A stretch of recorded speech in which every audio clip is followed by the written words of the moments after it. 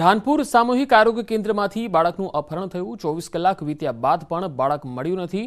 LCB SOG સહિત 6 ટીમો બનાવી ધાનપુર, દેવગઢ, બારિયા અને લીમખેડાની ટીમો શોધખોળમાં જોડાઈ છે।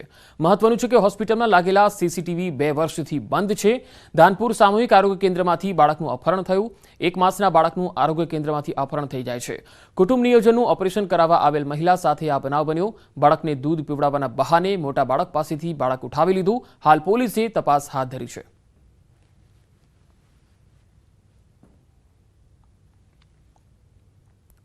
સાણંદ ચોકડી પાસે આવેલ સાબર હોટલની સામે ગટરનું ઢાંકણ લગાડવાનું કામ ચાલી રહ્યું હતું અને એ સમયે એક ઘટના બની।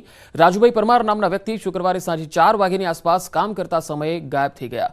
ફાયર વિભાગે ગઈકાલથી રાજુભાઈની શોધખોળ હાથ ધરી છે। ગ્યાસપુર સુધી તપાસ કરી હતી પરંતુ હજુ સુધી ભાળ મળી નથી।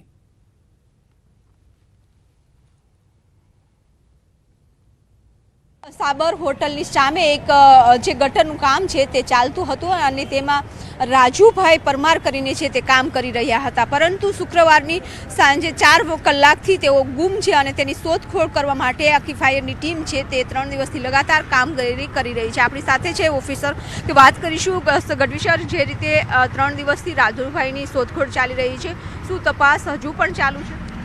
બેન, હજુ તપાસ ચાલુ જ છે। જે દિવસથી ઘટના મળી શુક્રવારે સાંજે કે આ રીતે ગટરમાં કોઈ પડી ગયું છે, નામ માલુમ પડ્યું કે રાજુભાઈ કરીને એક વ્યક્તિ છે। તત્કાલીન તે દિવસથી 24/7 સર્ચ એન્ડ રેસ્ક્યુ ટીમ અને કોર્પોરેશનની અન્ય ટીમો ડ્રેનેજ લાઇન અને તમામ જગ્યાએ ગેસપુર સુધી જ્યાં ગટર લાઇનનો અંત છે ત્યાં સુધી સર્ચ એન્ડ રેસ્ક્યુ ચાલુ છે। તો હજુ સુધી કોઈ મેસેજ મળ્યા નથી? હજુ સુધી કોઈ મેસેજ મળ્યા નથી અને આંખે કોઈ જોયું હોય એવો વ્યક્તિ પણ હજુ સુધી સ્પષ્ટ મળ્યો નથી, એટલે સ્પષ્ટ કહી શકાતું નથી કે અંદર પડ્યા છે કે નહીં।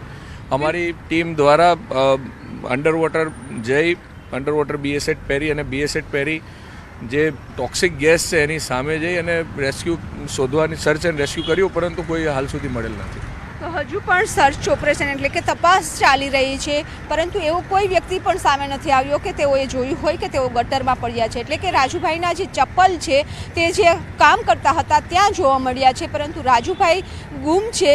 રાજુભાઈ ગટરમાં છે, ડ્રેનેજ લાઇનમાં છે કે પછી તેઓ ક્યાંય જતા રહ્યા છે તેની હજી શોધખોળ છે તે ચાલી રહી છે, પરંતુ સરખેજ ચોકડીથી લઈ ગયાસપુર સુધી શોધખોળ કરવામાં આવી છે, પરંતુ હજુ કોઈ ભાળ મળી નથી। કેમેરામેન ખેંગર રાઠોડ સાથે બીપુ પટેલ, ન્યૂઝ 18 ગુજરાતી, અમદાવાદ।